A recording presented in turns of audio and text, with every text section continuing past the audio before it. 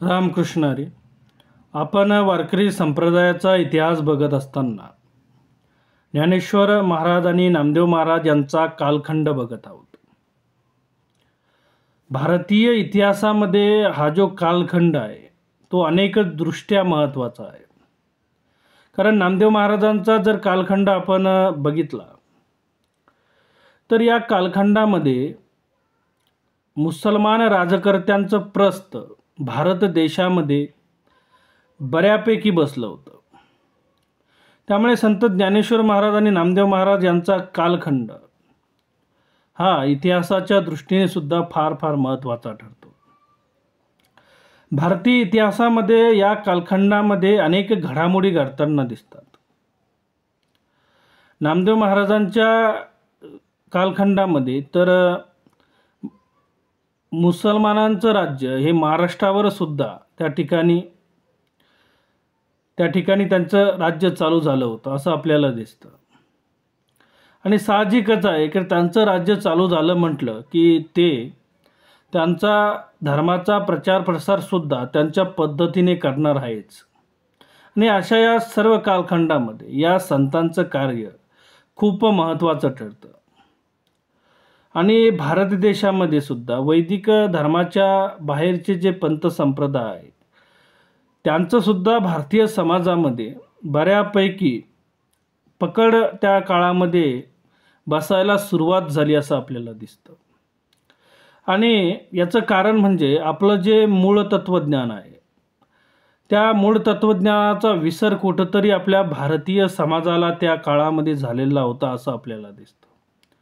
आपल्या धर्माचं तत्त्वज्ञान हे मुळात संस्कृत भाषेतील ग्रंथामध्ये असल्या कारणाने ज्या समाजाला संस्कृत भाषा कळत नाही अशा समाजाला ते शुद्ध तत्त्वज्ञान प्राप्त होत नव्हतं. आणि त्यामुळे ते परधर्माकडे त्यांची वाटचाल त्या कालखंडामध्ये चालू झालेली होती असं सुद्धा आपल्याला दिसतं.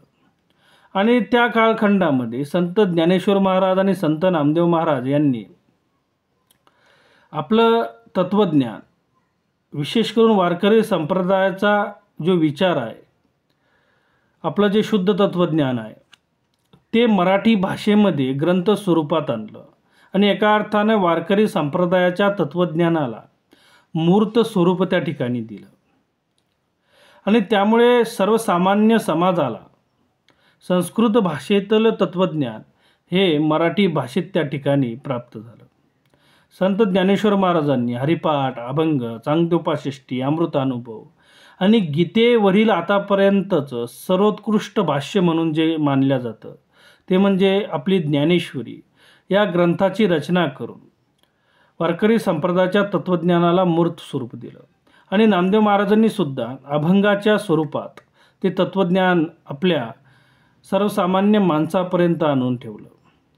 आणि त्याचा प्रचार प्रसार उत्तर भारतामध्ये पंजाबच्या घुमान गावापर्यंत केलेला दिसतो. ज्ञानेश्वर महाराज आणि नामदेव महाराज यांच्या काळाच्या पूर्वीसुद्धा विठ्ठल भक्त, पांडुरंग भक्त होते. पण ते विखुरलेले होते. त्यांना संघटित करून तीर्थयात्रेच्या माध्यमातून भारत भ्रमण करून वारकरी संप्रदायाचा आणि भागवत धर्माचा प्रचार प्रसार या संतांनी केला. ज्ञानेश्वर महाराजांनी समाधी घेतल्यानंतर तर नामदेव महाराजांनी खऱ्या अर्थाने वारकरी संप्रदायाचा प्रचार प्रसार आणि विस्तार खूप मोठ्या प्रमाणात केला. आजसुद्धा शीख धर्मामध्ये नामदेव महाराजांचे जे अभंग हिंदीतले त्यांना खूप मोठं स्थान आहे. तर या सर्व गोष्टीकडे आपण जरा लक्ष दिलं तर आपल्याला असं कळतं या संतांचा काळ खूप महत्त्वाचा आहे. कारण या संतांच्या नेतृत्वाखाली अनेक जाती धर्मातील लोक वारकरी संप्रदायाच्या छताखाली आले.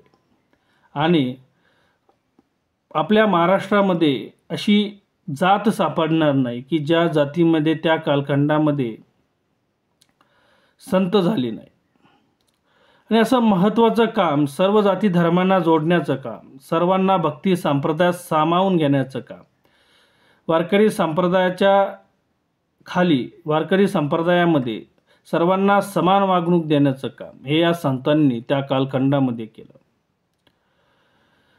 आणि मराठी साहित्यामध्ये सुद्धा यांनी खूप मोठी भर घातली.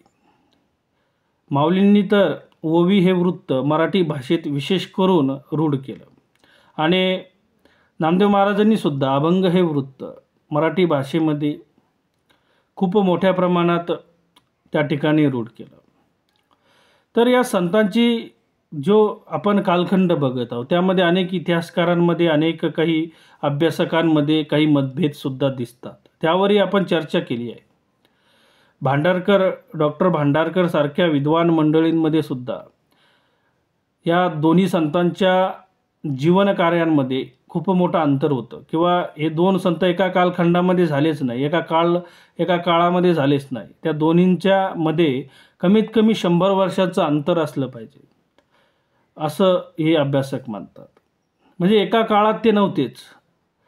पण आपली वारकरी संप्रदाय आणि ज्यावेळेस आपण सांप्रदाय शुद्ध विचार करतो त्यावेळेस हे दोन्ही संत एकाच कालखंडात होते. आणि नामदेव महाराज तर ज्ञानेश्वर महाराजाच्या समाधीच्या त्यांनी ज्यावेळेस समाधी घेतली त्या ठिकाणी नामदेव महाराज स्वतः उपस्थित होते.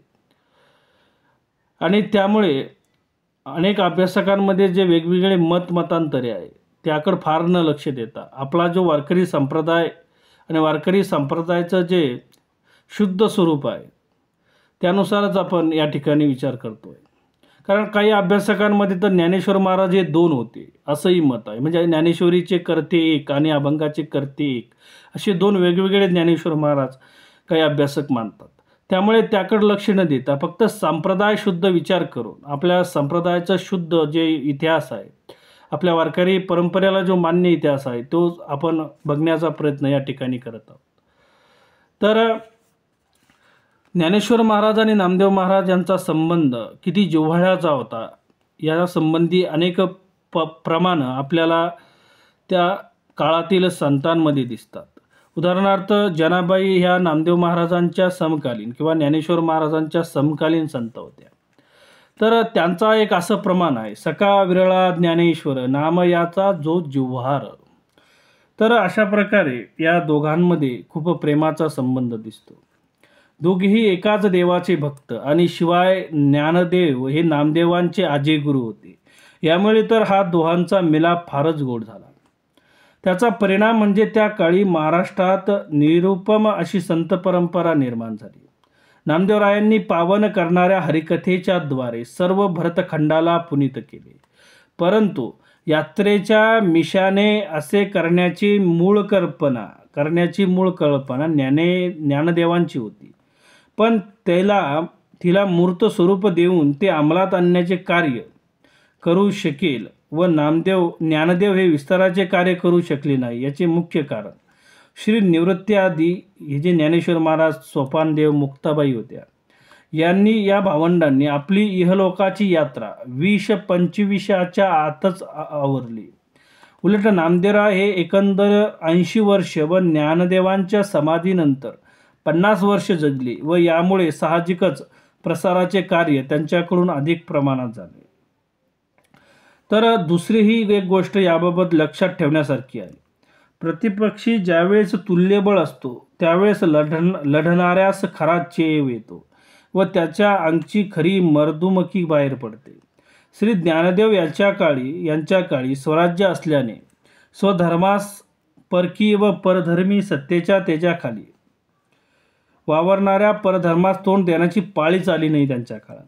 परंतु नामदेवांच्या आयुष्याच्या उत्तर भाग जो आहे त्या उत्तर भागात ही स्थिती पालटून शके 1296 देवगिरी उर्फ दौलताबादचा यादव राजा रामदेवराय यांचा मुलगा शंकरदेव याचा अल्लाउद्दीन खिलजीने पराभव केला व महाराष्ट्राचे स्वातंत्र्य जवळजवळ विलयास लाविले.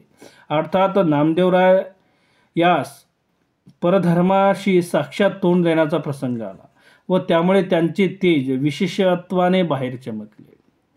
श्री नामदेव यांचा काळ अनेक दृष्टीने मोठा अपूर्व होता. विष्णूचा अवतार झाला म्हणजे जसे देवही त्याचबरोबर अवतार घेतात. चंद्र उदयास आला म्हणजे इतर तारांगणही जसा उदय पावतो. अथवा सार्वभौम चक्रवर्ती राजा निघाला म्हणजे आपली मुकुट शिखरे त्याच्या चरणावर नत करणारी नृपतपंक्ती ज्याप्रमाणे त्याचबरोबर निघते त्याचप्रमाणे श्री विष्णू अवतार ज्ञानियांचे राजे हे ज्यावेळेस या आनंद भुवनात अवतरले त्या काळी एकदम अनेक संत निर्माण झाले. त्यावेळेस अशी जात राहिली नाही की जीत संत निर्माण झाले नाहीत असे म्हटल्यास अतिशयोक्ती होणार नाही. त्यावेळचे रूढीवर संत सांगावायचे म्हटले तरी निवृत्तीनाथ, ज्ञानदेव, सोपान, मुक्ताबाई, चांगदेव, विसोबा खेचर हे ब्राह्मण होते. नामदेव हे शिंपी होते. नरहरी सोनारे सोनार होते. सावतामाळी हे माळी होती. जनाबाई नामदेवांची दासी होती. चोकामेळा, रंका, वंका हे महार जातीत होते. गोरोबा हे कुंभार होते. रोहिदास हे चांभार होते. इत्यादी आधी सहज होईल असे अनेक संत आपल्याला त्या काळात दिसतात. या सर्व संत ग्रह मिळी तर श्री ज्ञानदेव हे भानूसारखे चमकत असत व त्यावेळेस हा सर्व संत बार आषाढ शुद्ध एकादशीस व कार्तिक शुद्ध एकादशीस पंढरपुरात जमत असे व सर्व पंढरपूर नामगजराने दुमदुमून जात असे. तर चोखोबाराय म्हणतात, विठ्ठल विठ्ठल गरजी अवघी दुमदुमली पंढरी. नामदेव महाराज म्हणतात, आषाढी कार्तिकी विसरू नका मज सांगत असे गुज पांडुरंग. तर संत जनाबाई म्हणतात, संत भार पंढरीत कीर्तनाचा गजर होत तेथे असे देव उभा. जैसी समचरणाची शोभा रंग भरे कीर्तनात प्रेमे हरिदास नाचत. सका विरळा ज्ञानेश्वर नाम याचा जो जिव्हार. तर ज्ञानेश्वर महाराज म्हणतात, उंच पताका झळकती टाळ मृदंग वाजती आनंदे प्रेमे गर्जती भद्र जाती विठ्ठलाचे. आले हरीचे विनट वीर विठ्ठलाचे सुबट भेने झाले दिगपट पळती थाट दोषांचे. तुळशी माळ शोभती कंठी गोपी चंदनाच्या उटी सहस्र विघ्ने लक्ष कोटी 12 वाटा पळताती. नामदेव महाराज म्हणतात, आषाढी कार्तिकी भक्त जनयती चंद्रभागेमध्ये स्नान जे करती. दर्शन हेळा मात्रे तया होय मुक्ती केशवाशी नामदेव भावे वाळती. हे सर्व संत वर्षातून 2दा पंढरीत जमूनच स्वस्थ बसत होते असं नाही. तर त्यापैकी प्रत्येकाने मराठीत अभंग वृत्तांत सुंदर काव्य व तीही श्री ज्ञानदेवांनी म्हटल्याप्रमाणे रसिकत्वी परतत्व स्पर्श जैसी रसिकत्वी परतत्व स्पर्श जैसी स्पर्श जैसा रसिकत्वी परतत्व स्पर्श जैसा असली परे पलीकडील वस्तू शब्दात आणणारे काव्य करून ठेवली व अशा रीतीने कवित्व व कीर्तन भजनाद्वारे सर्व महाराष्ट्र किंबहुना अवघे आर्यावर्त महासुखाने दुमदुमीत करून टाकले. त्या काळी या सर्व संत मंडळींनी कहिक एकाधेनी वैकुंठा जावे तेही वैकुंठची केले आघवे अशी स्थिती भूमंडळावर केली व उदार महाराष्ट्र धर्माचा वारकरी पंथाचा पाया अचल व अजरामर असा करून ठेवला. तर असा हा सुंदर कालखंड. अनेक अर्थाने हा कालखंड महत्त्वाचा आहे. कारण ज्ञानेश्वर महाराज आणि नामदेव महाराजांनी ज्ञानेश्वर महाराजांना वारकरी संप्रदायाचा पाया म्हणण्याचं कारण आणि नामदेव महाराजांनी या संप्रदायाचा विस्तार केला असं म्हणण्याचं कारण म्हणजे या दोन्ही संतांचं कर्तृत्वच आहे. कारण अनेक जातीपातीतील संतांना घेऊन भारत भ्रमण करणं किंवा तीर्थयात्रा करणं आणि नामदेव महाराजांनी तर पंजाबपर्यंत आपला वारकरी संप्रदाय आणि भागवत धर्म नेऊन पोहोचवला. असं कार्य या कालखंडात या संतांनी केलं. त्यामुळे हा कालखंड वारकरी संप्रदायाच्या दृष्टीने तर फारच महत्त्वाचा कालखंड आहे.